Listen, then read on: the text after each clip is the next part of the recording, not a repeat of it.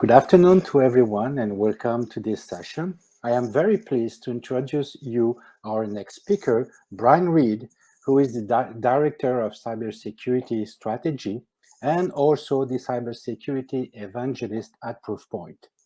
He comes to Proofpoint from Gartner, where he focused on a wide variety of topics like cloud strategy, data strategy, incident response, insider threats, and security awareness.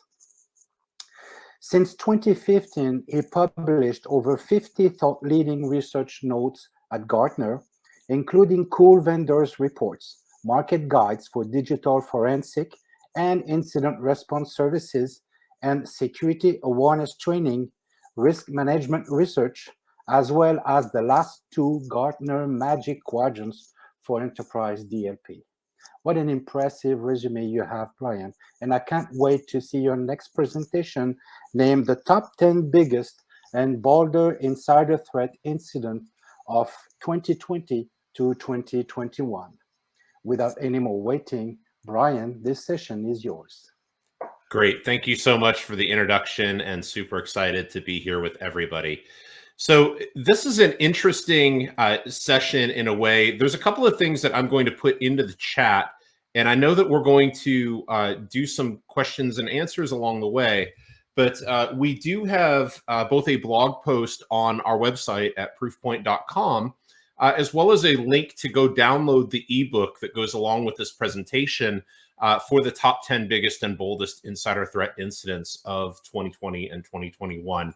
So the way that this presentation is set up, the first half of this will really talk about insider threats and insider risks and really dig into the problems and the personas here. The second half of this, we're going to break down each of those top 10 biggest and boldest insider threat incidents, learn a little bit more about them, and see if we can take away any of those lessons learned and apply those to our own environments and our own worlds that we live in. So I wanted to start out with a question. And for those of you online, feel free to type some answers into the chat.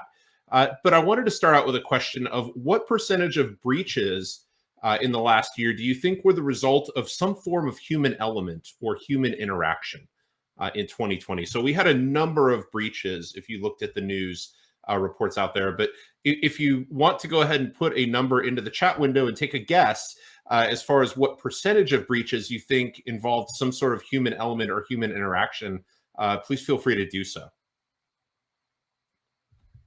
And I don't want to wait too long, but I'll go ahead and tell you that 85% of all breaches involved some form of human element. And what's interesting here is that attacks are increasingly targeting people as opposed to targeting apps or infrastructure or data itself. So the attacks are going after people, and 85% of those breaches involved some sort of human element or human interaction.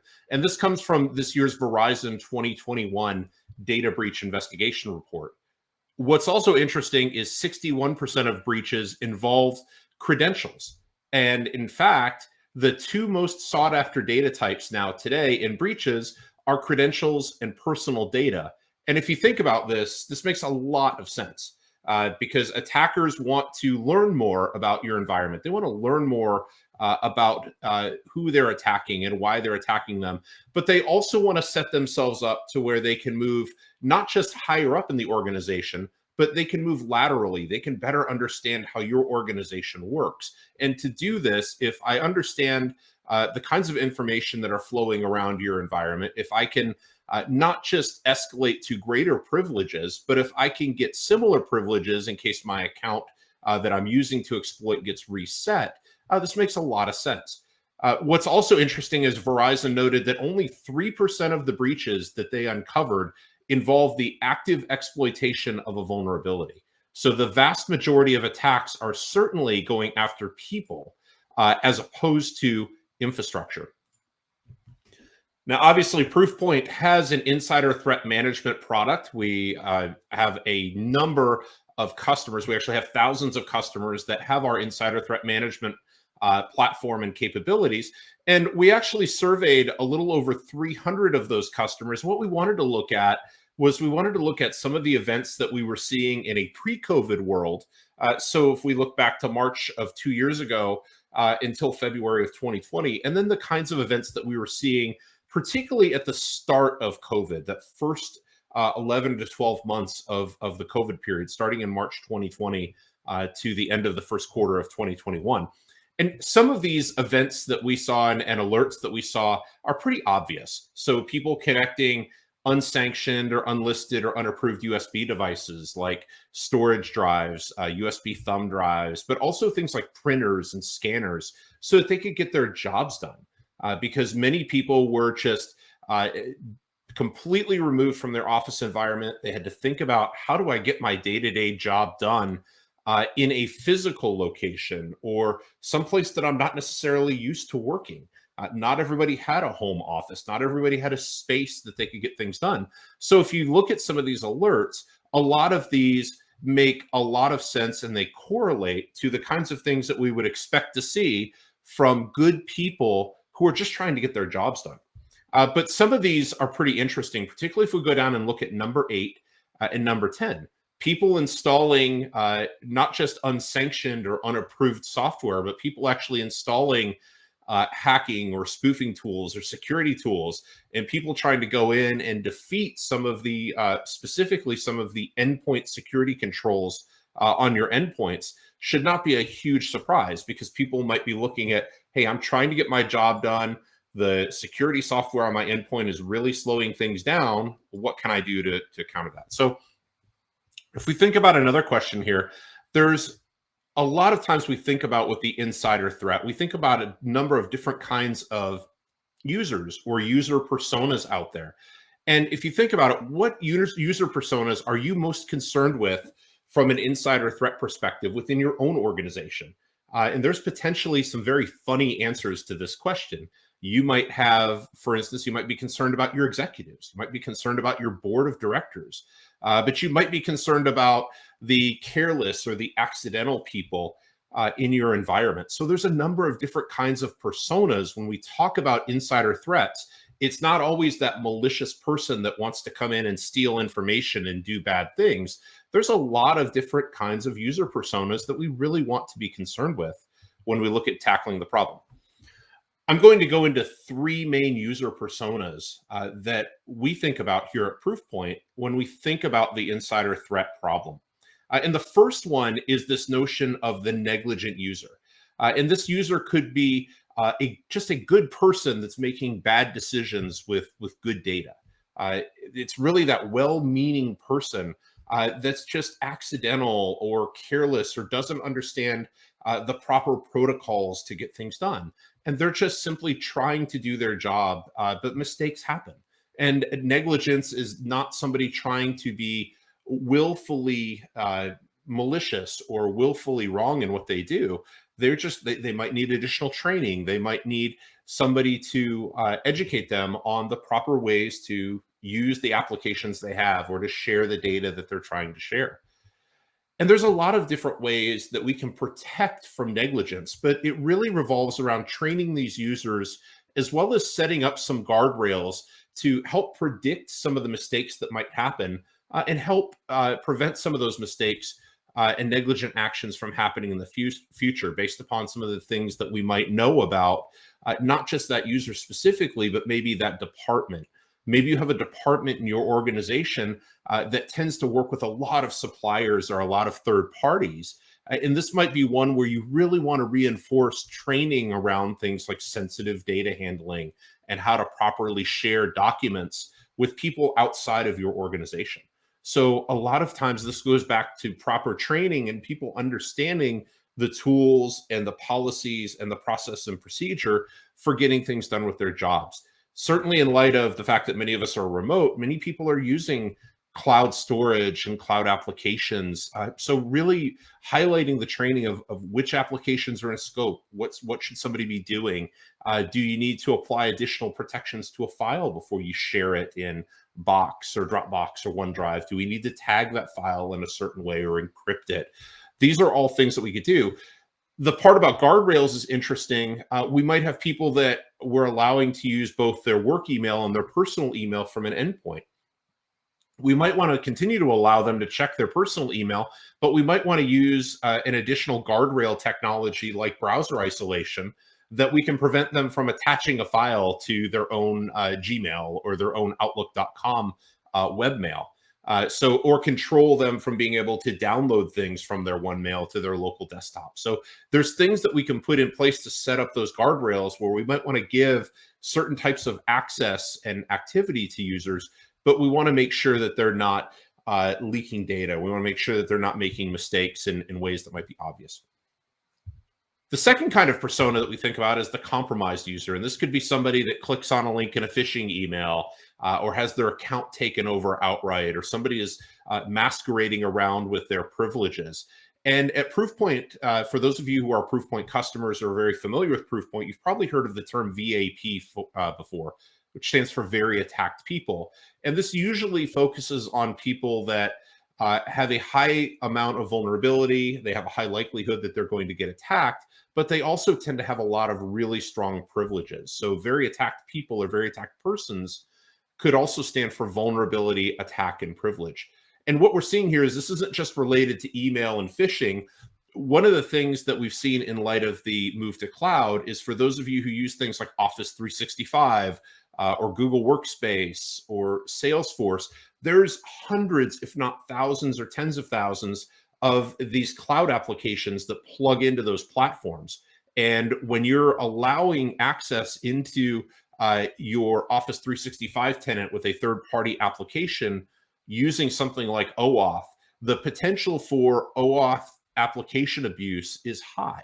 If you don't understand all the things that that application can do, there's the potential that somebody could use that malicious OAuth token from a third-party app that plugs in to then compromise a user account or do things on that user's behalf. One of the things that we saw with our own threat intelligence is a little over half of all organizations had some form of compromised cloud accounts in them. But there's some things we can do to look for compromise. And it really involves understanding and knowing who your very attacked people are, monitoring for compromise, and using things like adaptive access controls. Training users on good credential hygiene and how to spot compromise is a huge piece of this puzzle as well.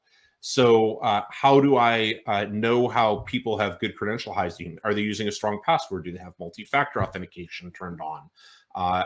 Has their password ever been used in a breach or being used in other systems that we use? So is there a password reuse problem?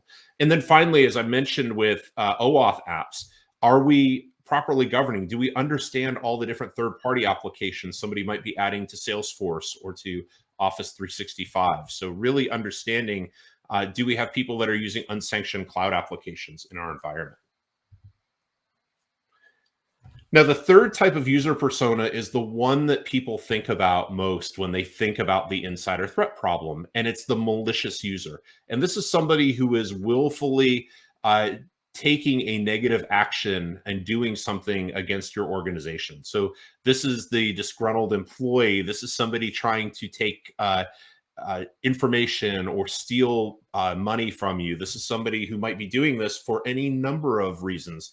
It could be psychological. It could be an emotional reaction. This could be somebody that got a bad performance review, or there could even be a situation of a workplace romance gone bad. So there's a lot of different ways that you could potentially have a malicious insider in your environment. This, unfortunately, is not one area where if you've got somebody who's malicious, training is not really the right answer here, like it would be for negligence or even to help prevent compromise, training somebody on good credential hygiene and things like that. You could use things as a deterrent for the malicious user, like you're being monitored and let them know that they're being monitored. But there's really not that training element there. The one thing for the malicious user that we want to do is do things like reduce the attack surface and gain greater visibility into what that user's doing. One of the things a lot of people don't think about when they think about insider threats is they tend to focus on, well, I've got somebody who might be giving notice or who's already given notice or who might be a flight risk, who might be looking to leave our organization soon. Let's monitor what they're doing. One of the things that we don't focus on when it comes to insider threats very much is how are we treating people that are newly onboarding or coming into the environment? The other area where we tend to fall short when it comes to potentially malicious insider threats is this notion of who is watching the watchers. What are we doing to monitor people like our IT admins or information security teams or our contractors, or maybe people very high up in the organization, maybe our executives or people working on very critical business decisions in our organizations like mergers and acquisitions. So there's a number of different ways that you might want to look at setting up different watch lists. It's not just about looking for the people who might leave your organization and steal data and exfiltrate data, but it's about who's infiltrating data. Are people creating added risk into my environment? So it's not always about stopping critical data from leaving. It's about, is there any additional risk being added into our environment that we're not aware of? So another question for everybody to think about here is who within your organization is ultimately responsible for insider risk or insider threat management? And the right answer for a lot of organizations is that this is a team effort. This isn't just something that lives in your information security team or as part of your SOC functions, your security operations center. This is something where it's truly a multi-department, multidisciplinary effort that involves the core parts of your business. It involves people like human resources and your privacy department and legal, because these are decisions and a program that ultimately affect people. So we want to have people that understand how to manage all of those people dynamics, providing very valuable input to our insider threat management program. Now, we're going to go through each of these 10 top insider threat incidents for 2020 and 2021. And the way that these are set up is that we'll talk about the instance where it happened, a little bit of background, but there's some really good information in the middle of the slide around the lessons learned. What can we learn from this incident? What are the things that we can do to take this back into our own environments and into our own worlds and learn more from them? If you go to the link and download the report from our website, download the ebook, these links under lessons more will provide links to the actual public news articles about these. And they'll also provide links to any sort of legal or judicial outcomes from this, whether it's in this case of Chronicle Phillips, there's a public article for the United States Department of Justice. If there's something like a provincial or a state level outcome to this from a judicial or legal standpoint, there will be a link in the lessons more section here. But starting with Chronicle Phillips, this is an interesting one because this is a bit universal, that this is the kind of thing you could see happening in any organization. The idea here is not to pick on 10 companies or 10 organizations, but the idea is that many of these top insider threat incidents are things that happen to these companies or organizations, but we can take away and we can learn from. This is, again, a universal example where there's a real problem in organizations out there of things like invoice fraud, people creating fraudulent invoices and paying people and not always understanding who our suppliers are. This was exactly what happened at Chronicle Phillips. There was an employee that was creating fraudulent invoices to basically pay a friend's business more than $3 million US. What was uncovered through this investigation is that these actions were actually part of a larger embezzlement scheme that was a little over $7.3 million in US. So the lessons learned from this is identify your high-risk insiders. It's not always your executives. It's not always your people that might be a flight risk. It's not always your newcomers. It's not always your IT admins.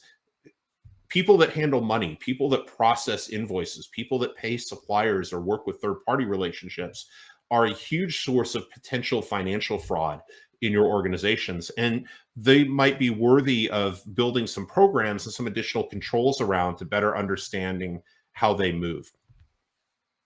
This is another interesting one of a South African bank called Postbank that had a major insider cause security breach when what had happened was multiple employees were copying the primary encryption key. This is something where you could easily translate this to a universal sense of somebody saying, hey, there's a password protected Excel file with a lot of sensitive data in it. The password is 123ABC.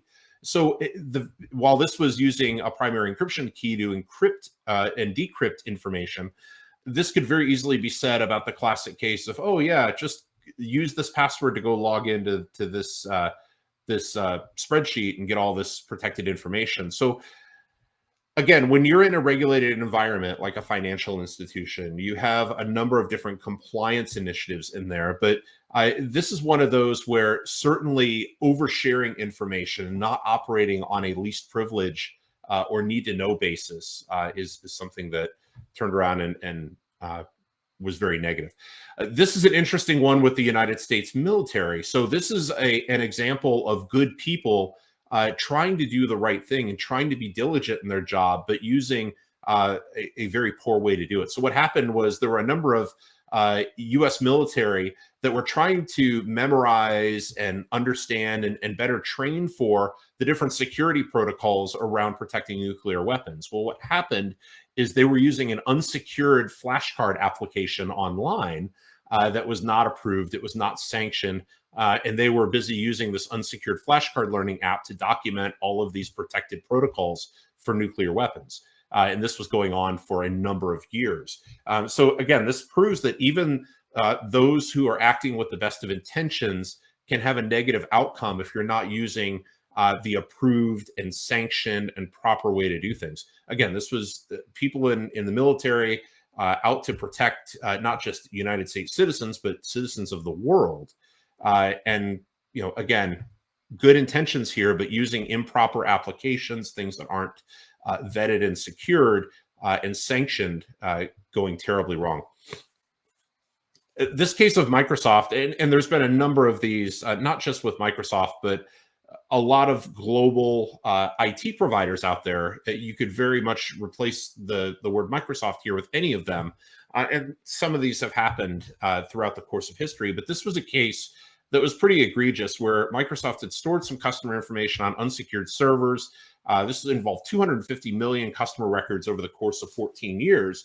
And again, this is a situation where human error, there's the fact that this data was replicated globally, somebody willfully ignorant about change control created this leakage, and it leads to it's not just about the financial losses and fines, but it leads to a lot of mistrust out there. There's certainly a lot of people who've been very critical of just Microsoft on their own of, well, they don't do a very good job securing their own operating system. Why would I trust them with security?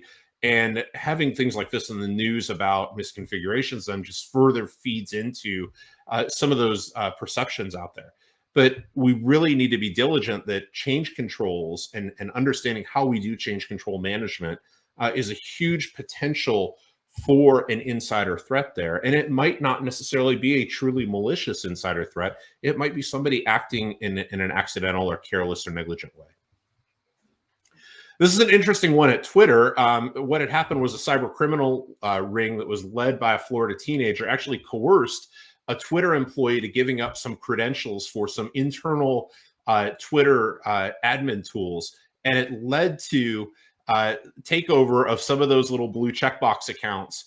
And there was a big Bitcoin promotion scam that was run out of it. This one hit the news. There's a couple links in here to the New York Times, the Verge article, and CNN.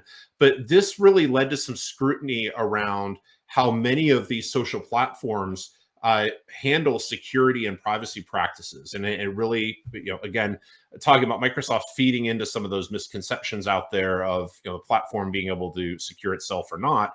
This is one about social media not being very concerned with people's own personal information. So this is another one where, duping somebody, because we all work from home and people are remote now for a large degree still, although that's starting to change with the pandemic getting better in many areas and people starting to make a somewhat return to work locations. It's still made it a bit easier to infiltrate and convince an insider to give up credentials. And again, this goes back to, I mentioned least privilege a minute ago, and looking at least privilege access and careful monitoring of using some of those internal administration tools. This is where using things like privilege management and the like really would be helpful.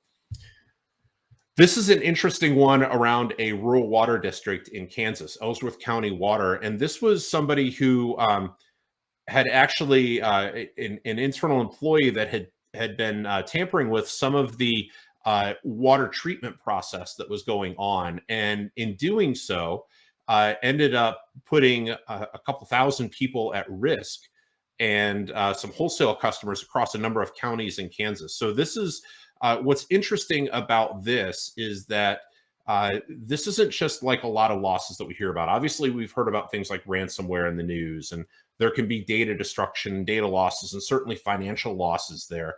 But when we start talking about loss of life, when we start talking about injuring somebody because of the controls and actions that happen in the digital world, when that manifests itself to bad outcomes like somebody getting poisoned by the drinking water they drink, or there was a news report a few weeks ago about a hospital that got hit with ransomware and the death of a child attributed to that. When you have that crossover between the digital world causing horrible, horrible outcomes and loss of life outcomes in the physical world, something we need to really take a close look at. This was exactly the case in this case with Ellsworth County Rural Water District. Le Figaro, French newspaper, had an accidental data leak. This was caused by third-party hosting firms' poor security hygiene. And this is a great example for understanding who your partners and who your suppliers are, because you might be doing the best job in the world of keeping your users secure and keeping your organization secure. But who's keeping an eye on the third parties that you work with? Who's making sure that they're doing their jobs? Who's making sure that they're being diligent? Certainly, things like having your outside vendors meet some strict vendor risk assessments, and really following up and doing due diligence and understanding how those third-party suppliers and vendors you work with look at security is a huge way to avoid something like this in the future. So Morrison's is a UK-based grocery chain, and they had a payroll leak of almost 100,000 employees' payroll information. And this was a senior internal auditor that had ultimately ended up leaking this. This was a case of a truly malicious insider. And while Morrison's themselves escaped liability for the employees' actions, this can again result in dollar losses to the business, brand tarnishment, those sorts of things. This is a really interesting case. It actually made it all the way up to the UK Supreme Court, who came out with a ruling that said that Morrison's would ultimately not be held liable for this one malicious employee. But it also made clear in the ruling that the business could be held accountable in certain scenarios. So it's really about the highlight here is understanding the risk that your employees have, or the risk that your employees might pose, and looking for some of those behavioral indicators and developing things like early warning systems and a watchdog sort of mentality around particularly privileged access. Vertafore is another one that's interesting. This made the news here in the United States. Vertafore is an insurance software developer, and they had actually exposed the Texas driver's license database for driver's records in Texas. So this led to not just people's names and driver's license numbers and addresses and PII, but this also led to things like, do they have a current insurance policy tied to that vehicle and that license plate that somebody's driving around in? So there's, again, the need for really taking a sound look at vendor risk assessment, understanding how are your vendors and suppliers looking at security, making sure that they're vetted and they're looking for the kinds of things. There's a little bit of a change control element to this one, very similar to what we saw with Microsoft. And then this one, finally, I live in the Atlanta, Georgia area. This one made the local news here. This is the fired former vice president of finance at Stratus Healthcare had actually gone in and deleted or altered hundreds of thousands, 100,000 plus records related to shipment of PPE. And this all happened toward the beginning of the pandemic. So this delayed things like being able to supply gowns and gloves and masks for healthcare personnel. And this was really something that was a pretty big speed bump for a large portion of the Eastern United States during the early pandemic response. So while the cost to business was not a high dollar amount here, that's not factoring in the fact of, like I said a moment ago, things like brand tarnishment and how do people look at this company. But it's also looking at things like privilege abuse, looking at things like, are people creating a number of different accounts? Are people creating a number of different personas in your internal systems? Do you have a good solid understanding of how you do not just identity governance, but do you have a really good understanding of how you're doing privileged access management in your environment? I'm going to wrap up and open this up for a little bit of questions and answers. But if you want to take a screenshot here, there's a couple of really good resources out on proofpoint.com. We have a couple of different ebooks out there that might be helpful if you're thinking about getting an insider threat management program started in your own organization, particularly about how to look at an insider threat investigation, how to frame that up. If you're a NIST shop, you probably want to look at something like NIST 800-61. If you're an ISO shop, you probably want to look at ISO 27035 for how to do incident management. But the Anatomy of Insider Threat Investigation is a really good ebook and resource to help you get started with building out that program from a process and a procedure standpoint, what to look for. And then we have a much more comprehensive ebook around setting up your incident threat management program. So if you've thought about getting a program started, what does that look like? Again, remembering that an insider threat management program is a team sport. How do I go about getting that started? How do I go about getting executive buy-in? How do I go about getting all these different constituents together? And then finally, my friends and former colleagues at Gartner published a market guide for what they call insider risk management, which insider threat is a large component of how Gartner defines insider risk management.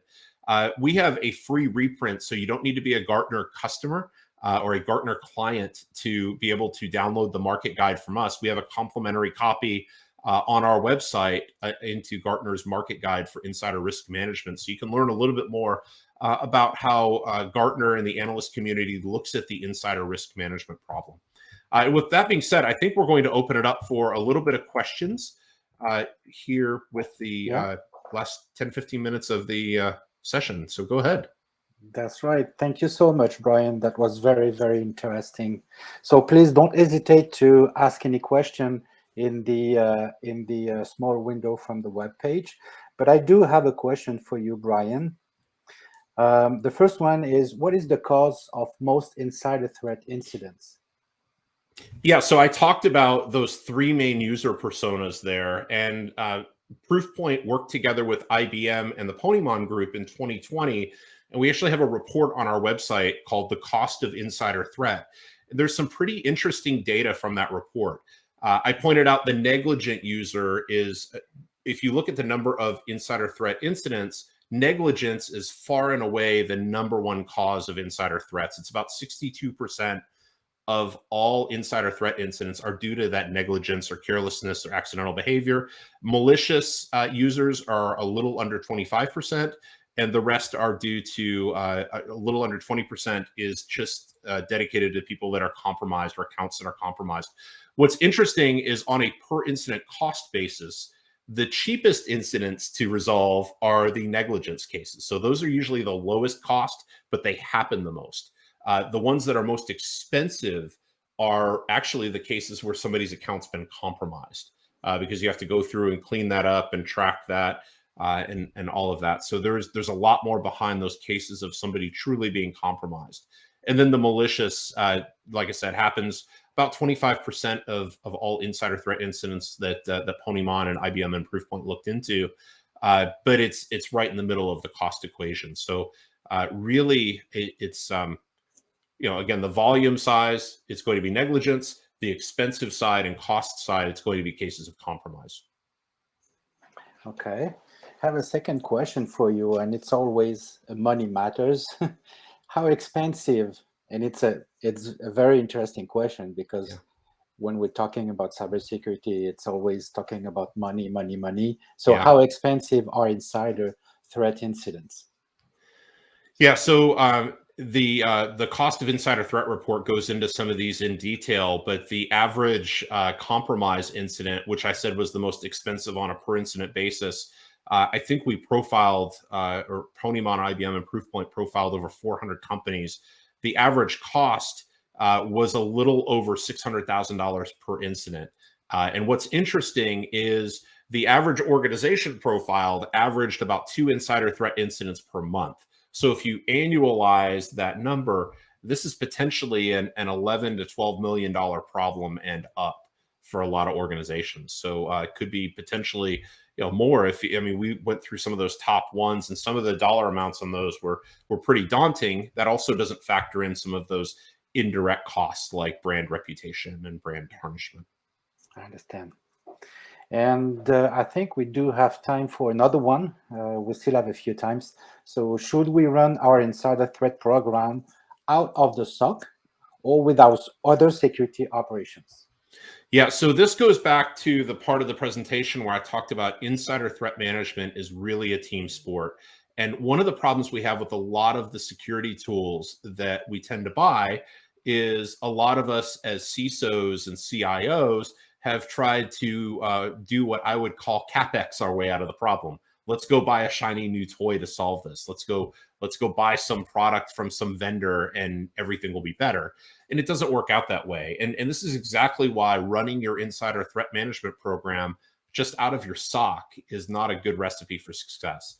You really need to think about insider threat a little bit differently because, again, you're dealing with people here. You need to have inputs from human resources. You need to have inputs from legal. And most importantly, you need to make sure that you're running a program that's relevant to your business. So you need to have a business unit executive or somebody in your organization that can represent the business. So having people like a chief operating officer, a chief compliance officer, those are all great people. One of the terms I hear a lot is get executive buy-in. And to be really blunt, that's a throwaway term a lot of times, because when security people or IT people think get executive buy-in, they think, oh yeah, go get my CISO or my CIO. No, that means go get an executive who's outside of IT and InfoSec that's actually relevant to the discussion to sponsor something or to understand the value of somebody doing this as a program. So it's really about getting some external validation and some external sponsorship. So that's a big reason why you've got to think about insider threat management as that team sport. Well, thank you so much, Brian. I don't think I have another question for you. So I guess we will wrap up the presentation. It was very interesting, Brian, and I hope everyone learned a lot with your presentation, because I did learn a lot. And if you have any question for the people that are still on the presentation, don't hesitate to go on the partner page. So if you click on partner at the top of the menu, you can choose Proofpoint and you can ask any question to the Proofpoint booth, and surely they will have someone to answer any question you may have. And I also went ahead and put my email address in the chat. If you want to reach out directly to me as well, please feel free to. And I'm also out on Twitter and LinkedIn. So happy to answer any questions. Our team at Proofpoint, as we mentioned, is also available to answer any questions around insider threat that you might have. Thank you so much, and have a good rest of the day. Great. Thanks, everybody. Take care.